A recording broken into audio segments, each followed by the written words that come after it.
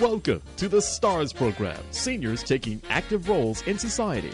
And now, here's your host, ANITA FINLEY. What if you could find missing money? That missing money, I don't mean maybe under mattresses. I'm talking bigger things now.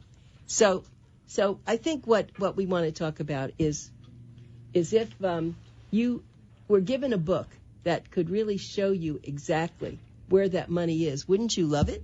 Of course you would. So I found this wonderful author, Mary Pitman, who wrote The Little Book of Missing Money, a quick and easy guide to finding money that is rightfully yours. So, Mary, why don't you hold up your book and just show it to people for a moment so that, yeah, that's right, show it to people that they see that, and it's small. I like it because it could fit in your purse or something small, your little briefcase. Take it to the airport with you. But, of course, you shouldn't do that because now you're going to want to get on the phone while you're there and you're going to miss your plane. But, yes, indeed. So tell me how this all started. You know, here you are, an RN. What are you doing writing a book like this? One of the nurses I worked with told me about the whole concept of unclaimed property and missing money, and I kind of rolled my eyes. I thought, oh, my God, you are so gullible.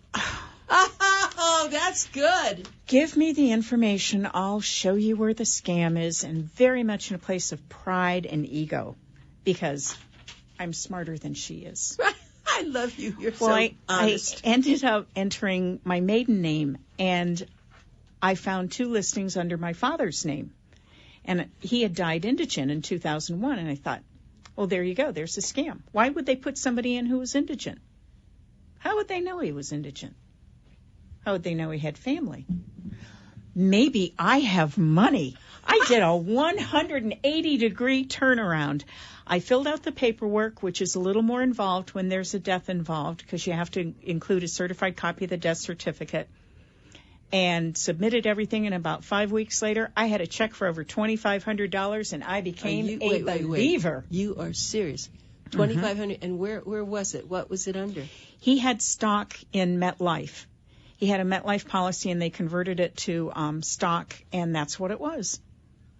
Nobody knew. Oh, my gosh. And where was it sitting and for how long?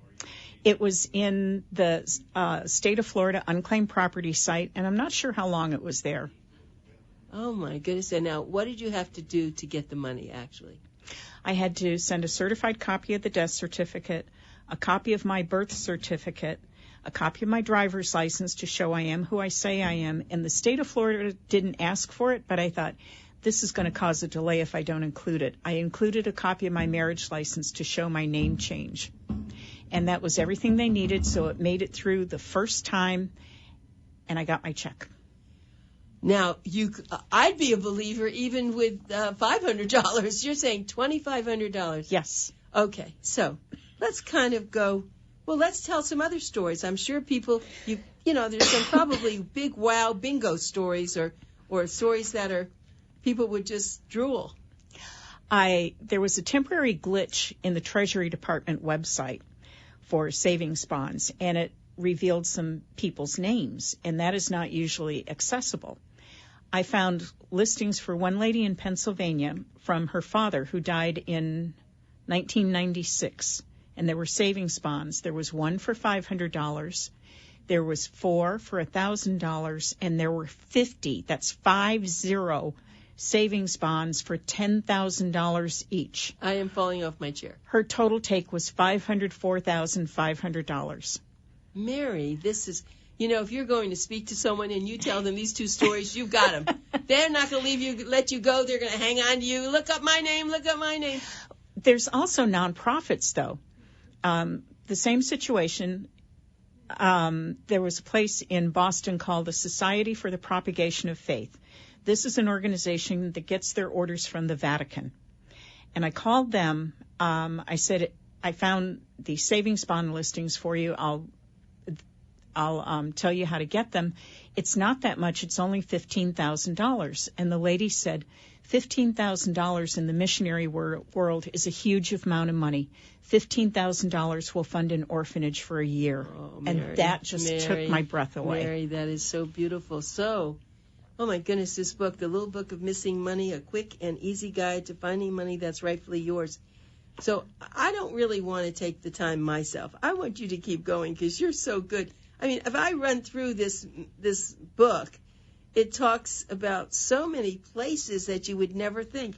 What is probably the most common place where people are going to find money? Is there one? The state unclaimed property site is the most common. And even if you've checked before, you need to check at least once a year because new listings get added all the time. And you need to check in every state you've ever lived in under every name you've ever used. This is especially important for women. Oh, my goodness. Well, I do know what I'm going to do on the weekend. I'm going to go through this thoroughly. And so you put in your married name, your maiden name, you put in your mother's name, her maiden name, your Absolutely. Everybody, right? You never know what's going to show up. That is really fantastic. So, but what are the other kind of sites? Now, we just went through a few. You just said what the most common. But I noticed in here you have banks, you have stock brokers, you have hospitals. I mean, why would a hospital? What would that be? That can be money from insurance companies. It can be refunds, rebates, insurance overpayments. And so it sits somewhere because they can't do anything with it, right? How long and I'm sure it's not the same for everything, but how long does someone have to keep it, an organization have to keep that money before it gets turned into their own pot? It doesn't get turned into their own pot. The statute in most states is 3 to 5 years. Most of them have gone to 3 years. If that money hasn't been claimed or if there's been no activity on the account in the past 3 years, then it's deemed abandoned and it gets turned over to the state. The state holds it indefinitely, except for Indiana, which will only hold it for 25 years, and then they'll be happy to keep your money. So it holds it indefinitely, and where does it hold it? In just a general account? It's in a state account, and most states will keep the interest that they earn on it. I see. So by law, they can't take it unless they have to have it claimed. And they can't keep it, right. That's very interesting. Now, there's a very interesting thing about New York, and I know there's a lot of people in South Florida who are from New York. The listings on their state unclaimed property site only go back to 1985. If you want to search anything prior to that, you have to contact the state and have them look it up for you. Well, that's not bad. And will they do that? No, that's not bad, but most people don't know to do that. Right, I agree. And yes, they will. Mm-hmm. So typically, these are rebates or these are, as you just pointed out, insurance policies, something that no one knew about, savings bonds. You said that. What is the most unique place that you have gotten? The most unique? No, that someone would absolutely. I did find a couple of places here that I said, really? It was. Well, of course, I would like to talk about credit cards. Why would credit cards have any money left? Gift cards. Oh, they were gift cards. They weren't credit cards. Right, gift cards. Here's the catch with the gift cards.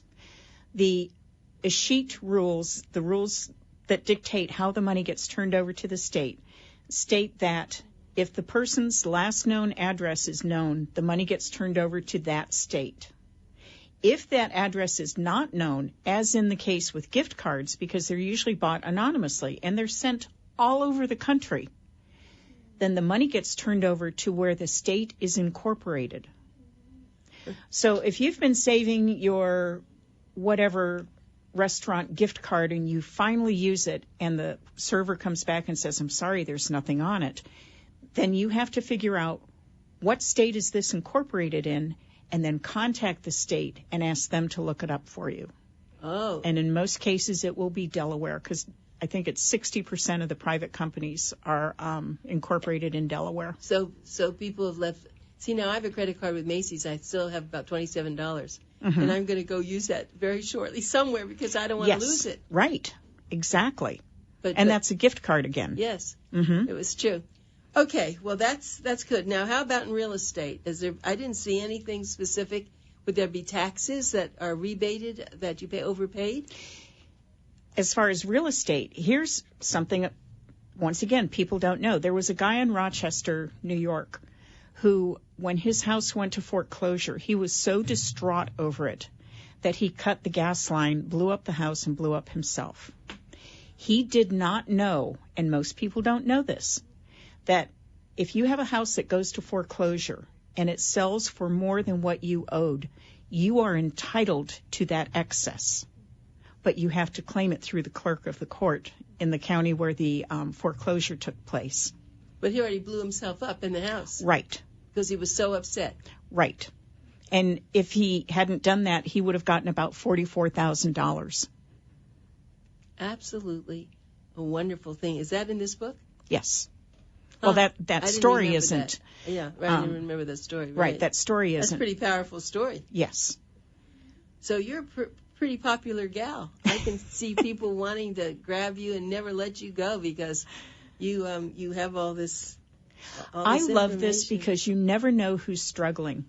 The book came about because I found some money for one of the nurses upstairs, and she just had this string of bad luck. Her mother died. 6 months later, her husband died. Somebody shot but did not kill her son's dog. And then she found out that her first grandchild was not hers. So if anybody could use a break, it was her. So when I found this, I went upstairs, and when I told her about it, it was a combination of being ready to cry and speechless. And she said, Mary, I've been getting calls and letters from all these businesses and attorneys saying I have all this money out there, but they all want a lot of money to help me get it. One guy wanted $700, another one wanted $2,100. I was determined to find this on my own, but I didn't know where to begin, and I said, I will help you. I'm glad you mentioned that because I do see where you said there now are people that are allowed to find money for people, and then they get a percentage, right? Yes. I have that information in the back of the book. Yes, you did. And it took a lot to find that. Not all states have regulations regarding finders, but the ones that do, the information is there. And I met with the executive director of NAPA, the National Association of Unclaimed Property Administrators, while I was in D.C. He happened to be there because I am the luckiest person you'll ever meet. Right, you are. And he commented on that. He said, I haven't seen a list with all of the information about finders. I said, well, it's not easy. Like New Jersey's unclaimed property law is about 269 pages, and the information on finders was on like page 267. But I found it. And finders don't have to have a license to do this, or they? That can vary by state. In Florida, you have to be either an attorney, a CPA, or a private investigator. And then you can go ahead and you can charge up to 20%. Huh. My feeling is, by the time they do all the work, you've given them all the information. Just do it yourself and pocket your own money. The one concern, well, not concern, but the one question I have is you have so many places that money can be found. What should you just go through first, every page that you have, and try that one, even though it doesn't make sense to you because you never had any stock, but you don't know about? No, just do what's relevant. Just what's relevant. Mm-hmm. Yeah, I see you do have names here of people who did find something. Mm-hmm. Right. So that's really super. Okay, now the thing is, this is your 4th edition. What was the first one like? The first one, I was happy with it, but the second one came about because of the changes in the life insurance policies. What happened was they had discovered that life insurance companies were using the Social Security death master file to determine when an annuitant died, and they could stop making payments. They were not using the very same database to determine when a policyholder died and they needed to pay the beneficiary. And I was outraged by that. And I wanted to include that, so that's how the second edition came. I thought the first was a good basic, but this was a significant enough change, and I was outraged enough by it. So there could be a space of 15 days, 30 days, more than that? No, probably not. Of when someone died and when they should have been paid. Go ahead over that again. Did I miss that? Okay. It wasn't days. It was the insurance companies were looking up when somebody died and they could stop making payments to an annuitant. Okay. But they were not using the very same database, the Social Security Death Master File, to determine when a policyholder died and they needed to pay the beneficiary. And this is a key factor with beneficiaries. And I encourage everybody to update their beneficiary information today as soon as you finish listening to this broadcast. Because here's the deal.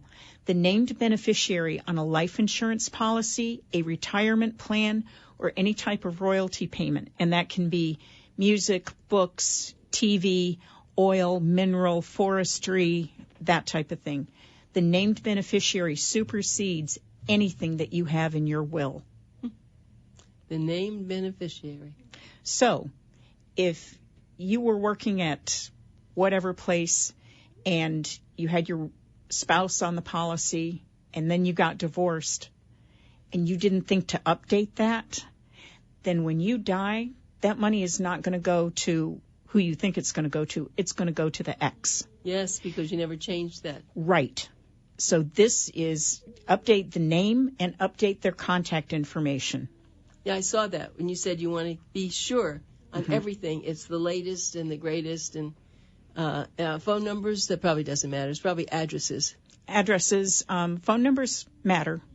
Less because so, a lot of time phone numbers change, and I don't think you. Okay, but that's interesting. So now, when you get the money, do you have to pay tax on it? Some states will tax you. Others won't. I did not get taxed on the money that I got from my father. Okay, so depending where it's coming from, I guess. Correct. You get it taxed, right? Mm-hmm. But, and how long would you say from the time that you find this and you present all the information, would they be able to get something? That can vary depending on how much publicity they've had recently. New York, if it's under $300, you can file online. Currently, they're looking at ones that you have to mail in, which means it's over $300. They're backlogged to, I believe, it's October. No. Yes. Now, that's not a very fair thing. No. So they keep it, you know that you have it, and you can't get your hands on it until October if it's in New York. Right. They process them in the order that they're received. Wow. And that's, what agency does that? That's the New York State Comptroller's Office. I see. The agency that handles it can vary by state. Like in Oregon, it's the Department of Lands. Minnesota, it's the Department of Commerce. In Florida, it's the Chief Financial Officer. Well, this is absolutely, I was thinking now, when people now are trying to find relatives, need to have a little book of how you find relatives, missing relatives, right? Because, they're going on all these sites, but I've always thought they were a little bit dangerous because then they have all your information. You have a lot of things about you, your, stuff. So I didn't know if that's so smart, but this at least you could help them figure out where all the places are that they could find missing relatives. Yes. You think that's a big scene? Missing relatives? Mm-hmm. I'm not familiar with that. Well, I was thinking if you don't know where all your relatives are and you'd like to find them, how would you find them otherwise? I don't have an answer for you on that. Well, see, that might be, I was thinking sometimes sons, daughters, they're away, you never know where they are, and you look it up and you can't find it. I guess you'd have to hire a detective or somebody, an investigator to find them if you want them. Probably. No, that's not right. Okay, well, we won't do that. But you just have me guessing so much about so many things with this. And, your book, I don't know how many pages the first one had, but this one has actually about 185. 185. 185. Okay. It's probably about the same amount because some of the information became outdated. Some of it I took out. Some of it I updated. So. And I do like your last page. I was thinking about this. Can this information benefit your customers? Yes. What a wonderful thing it would be if you had, I have a lot of advertisers. I have people, if I looked up something, found them, and I could be a star, couldn't I, for them? Oh, my goodness. So do you have all your relatives? You've done all of it for them, or they've done it for themselves? Yes, of course. And you've had good luck with that besides what you've told us. I mean, yes. You've had some good luck. Well, I gave my mom the information on my grandmother, and she hasn't filed it yet, but. You mean, hasn't tried, but Right.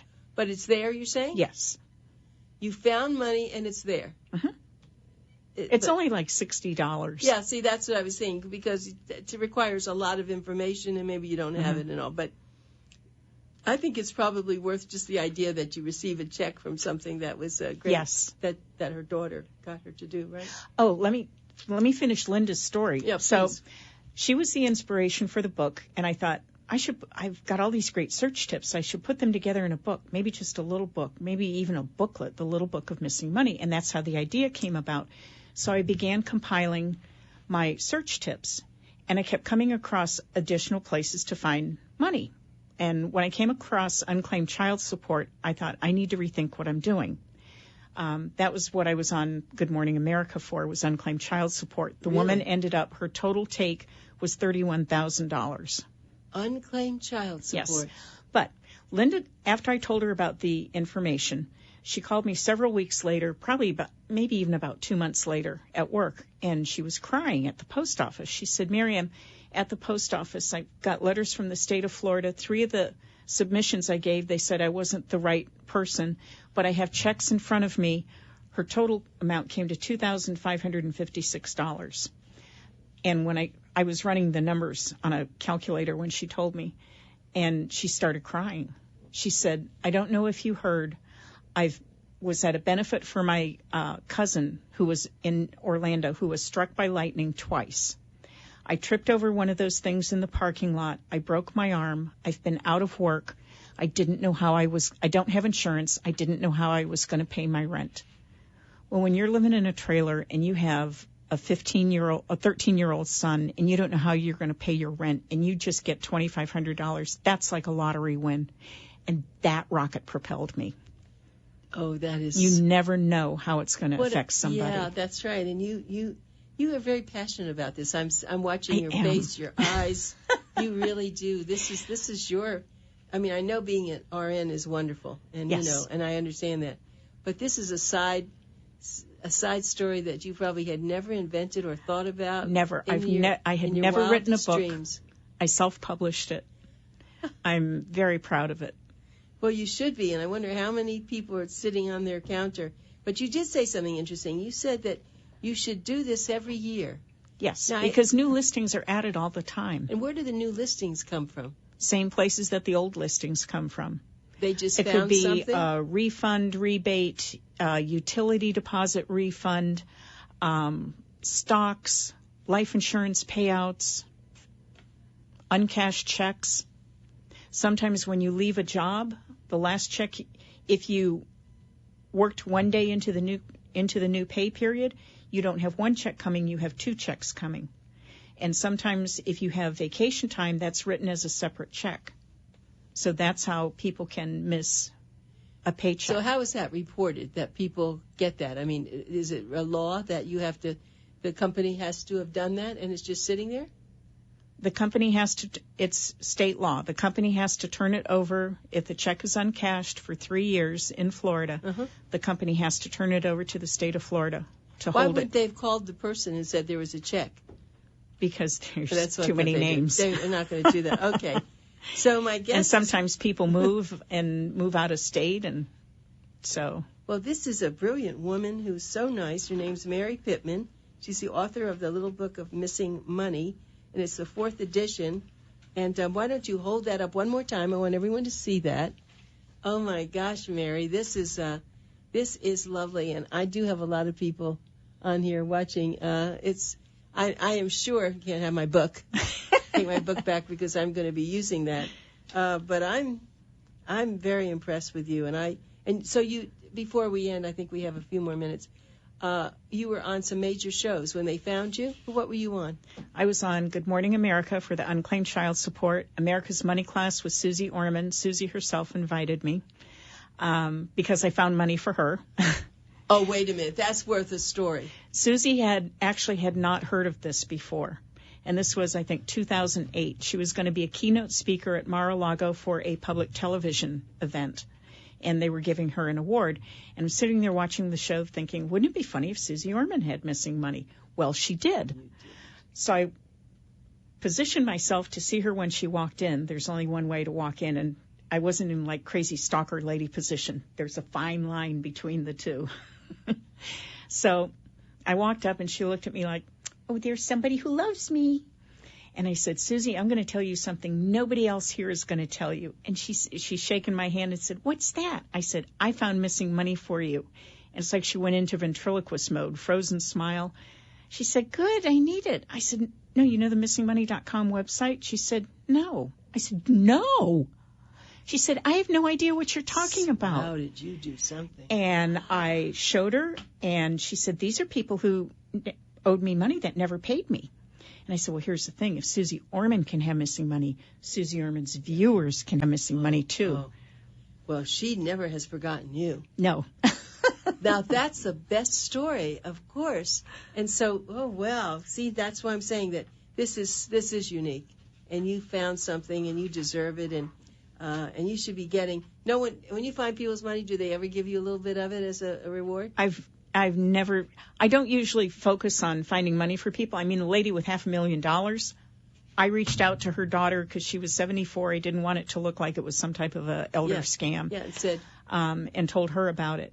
But I don't think people should have to pay a ransom to get their own money. I see.